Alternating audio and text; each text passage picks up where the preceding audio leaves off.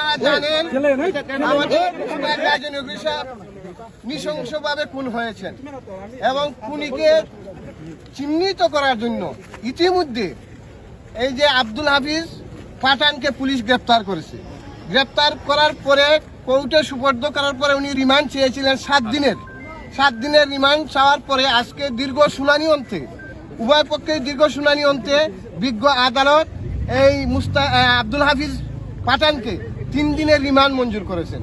আমরা বিশ্বাস করি নিবিড়ভাবে যদি পুলিশ আন্তরিকভাবে উনাকে জিজ্ঞাসাবাদ করে তদন্ত করে তাহলে অবশ্যই আব্দুল হাফিজের কাছ থেকে মামলার মূল রহস্য উদ্ঘাটন করতে পারবে এবং কারা কারা এই খুনের সাথে জড়িত আছে এবং এখানে কোনো পিছনে মাস্টার মাইন্ড কেউ আছে কিনা এবং কোনো রাজনৈতিক দ্বন্দ্ব আছে কিনা এবং এটা পূর্ব পরিকল্পিতভাবে তাকে খুন করা হয়েছে কিনা অবশ্যই উদ্ঘাটন হবে সেই আশা আমরা অবশ্যই ব্যক্ত করতেছি এবং তদন্তকারী কর্মকর্তার কাছ থেকে আমরা সুষ্ঠু তদন্ত আশা করতেছি। সবাইকে ধন্যবাদ। আজকে কোন আদালতে এইটা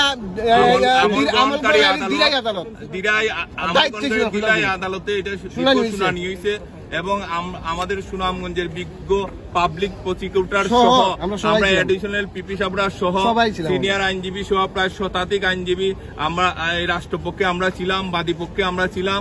আমরা আশা করছি এই আমাদের অত্যন্ত প্রিয় ব্যক্তিত্ব এই গাজীনগরী মুস্তাক আহমদ গাজীনগরীর এই খুনের হত্যা রহস্য অবশ্যই উদ্ঘাটিত হবে এবং আমরা এই মামলায় শেষ পর্যন্ত লড়ে যাব এবং ইনশাল্লাহ আমাদের জয় হবে।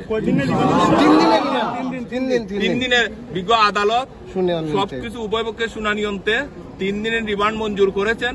আমরা এই রিমান্ড মঞ্জুরে আমরা সন্তুষ্ট আছি এবং আমরা আশা করছি এটা একটা সুষ্ঠু তদন্ত হবে এবং আমরা শেষ পর্যন্ত এই মামলায় বাদীপক্ষে লড়ে যাব। আদালতে তো তার পক্ষে কোনো আইনজীবী ছিলেন না, আজকে তার পক্ষে কোনো আইনজীবী ছিলেন কিন্তু উনি তেমন একটা বলেন নাই, খুব একটা বলেন নাই। এই আইনজীবীটা আসামি পক্ষে থাকাটাই স্বাভাবিক। সুতরাং উনি খুব একটা কথা বলেন নাই। আসামিকে আদালত নিজেই জিজ্ঞাসাবাদ করছেন এবং জিজ্ঞাসাবাদ কইরা আদালত উভয় পক্ষের বক্তব্য শুনিয়া সন্তুষ্ট হইয়া 3 দিনের রিমান্ড মঞ্জুর। ধন্যবাদ।